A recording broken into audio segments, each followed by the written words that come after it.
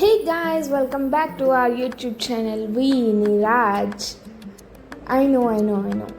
ఈ వీడియో ఎప్పటి నుండో పెండింగ్ ఉంది అని నేనేం మర్చిపోలేదు, but just waiting for the time.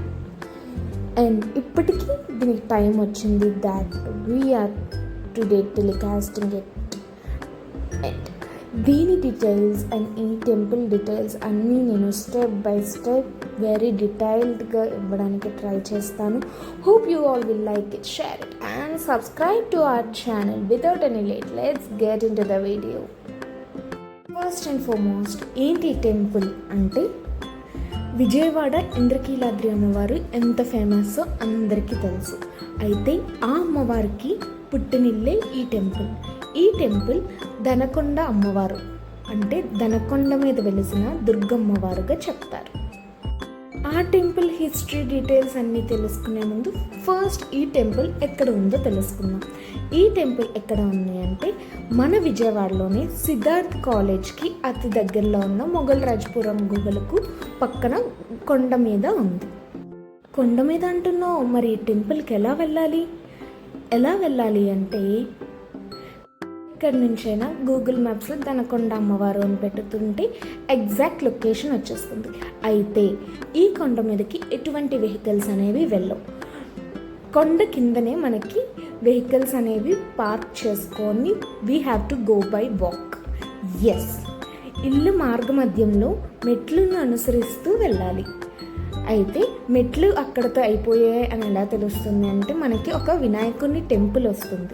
వినాయకుడి టెంపుల్ దర్శనం చేసుకున్న తర్వాత అమ్మవారి గుడి యొక్క ముఖద్వారం అనేది వస్తుంది. అక్కడితో స్టెప్స్ అనేవి క్లోజ్. అక్కడ నుండి మీకు వీడియోలో కనిపిస్తున్నట్టు లేదు అంటే ఐడియా కోసం వెంకటేశ్వర స్వామి, తిరుమల వెంకటేశ్వర స్వామి టెంపుల్కి ఎలా అయితే మలుపులుగా ఘాట్ రోడ్ ఉంటుందో ఎగ్జాక్ట్గా దీనికి కూడా అలానే ఉంటుంది, but with slight difference of distance. ఆ మలుపులను దాటుకుంటూ వెళ్తే అమ్మవారి సన్నిధిని మనం చేరుకోవచ్చు. అసలు ఈ కొండకి దనకొండ అని పేరు ఎందుకు వచ్చింది అంటే, ప్రాచీన కాలంలో ఈ ప్రదేశం చాలా దట్టమైన అడవి. ఆ దట్టమైన అడవిలో చాలా కాలం క్రిందట ఒక గొల్లవాడు రోజు తన గొర్రెలను మేపుకోవడానికి ఈ కొండ మీదకి వచ్చేవాడు. అలా రోజు వస్తూనే ఒకరోజు తనకి గొర్రెలను మేపుతుండగా ఒక గజ్జల శబ్దం వినిపిస్తుంది. ఏంటి అని చుట్టూ చూస్తే ఒక స్త్రీ రూపం అక్కడ కదులుతూ కనిపిస్తుంది. ఎవరు నువ్వు, ఎందుకు ఇక్కడికి వచ్చావని ఆ స్త్రీ ఈ గొల్లవాడిని ప్రశ్నిస్తుంది. అందుకు ఆ గొల్లవాడు తన పనిని వివరిస్తూనే తన కష్టాలను కూడా అమ్మకి విన్నవించుకుంటాడు. అమ్మకు కరుణ కలిగి ఆ గొల్లవానికి 3 బస్తాలతో బంగారాన్ని ఇస్తుంది. గొల్లవాడు కోరిన వెంటనే అమ్మ ప్రసాదించింది ధనం కాబట్టి ఆ రోజు నుండి ఈ కొండను దనకొండ అని పిలుస్తారు. అమ్మ ఆ ధనం ఇస్తూనే ఒక షరతు కూడా పెడుతుంది. ఏంటి అంటే, ఎట్టి పరిస్థితుల్లోనూ వెళ్తూ వెనుతిరిగి చూడకు, మళ్ళీ నన్ను ఇక్కడ చూసినట్టు కింద ఎవరికి చెప్పకు, కాలానుసారం నేనే బయటపడతాను అని అమ్మ వివరిస్తుంది. అయితే అమ్మే కనబడిందా అన్న ఆనందంలో ఆ గొల్లవాడు మనం గుడి నుండి వస్తున్నప్పుడు క్రింద ఉండే 3వ మైల్లో, వెళ్ళేటప్పుడు ఉండే 5వ మలుపు దగ్గర వెనుతిరిగి చూశాడు. అంతే, అక్కడే ఆ గొల్లవాడు ఆ రాయిగా మారిపోయాడు అని ఇక్కడ భక్తుల విశ్వాసం. కాలానుసారం అమ్మవారు తన మాట ప్రకారమే అక్కడ ప్రజలకు తను ఇక్కడ ఉన్నట్టు తెలియజేశారు. ఆ తర్వాత అప్పుడు పరిపాలిస్తున్న మొఘల్ రాజు, అక్కడ భక్తులు అమ్మను వెతుక్కుంటూ ఈ కొండ మీదకు వచ్చి అమ్మను గుర్తుపట్టి ఇక్కడ ఒక ఆలయాన్ని నిర్మించడం జరిగింది.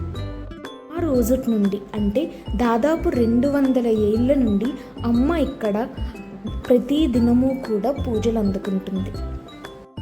చాలా శక్తివంతమైన మహిమాన్వితమైన తల్లిగా ఈనాటికి ఇక్కడ భక్తులు నమ్మకాన్ని సొంతం చేసుకున్న ఈ తల్లి కోరిన కోరికలను వెంటనే తీర్చే కల్పవల్లిగా ప్రసిద్ధిగాంచింది.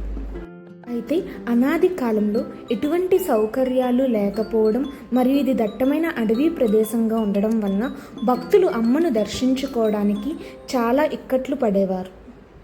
అమ్మ శక్తి స్వరూపిణి, ఉగ్ర స్వరూపిణి అయి ఇక్కడ వెలిసి ఉండడం వల్ల ఎంత శుద్ధిగా భక్తులు వచ్చినా సరే అమ్మను సందర్శించుకోవడానికి వాళ్ళు చేసే ప్రయత్నాలన్నీ విఫలమే అయ్యేవంట.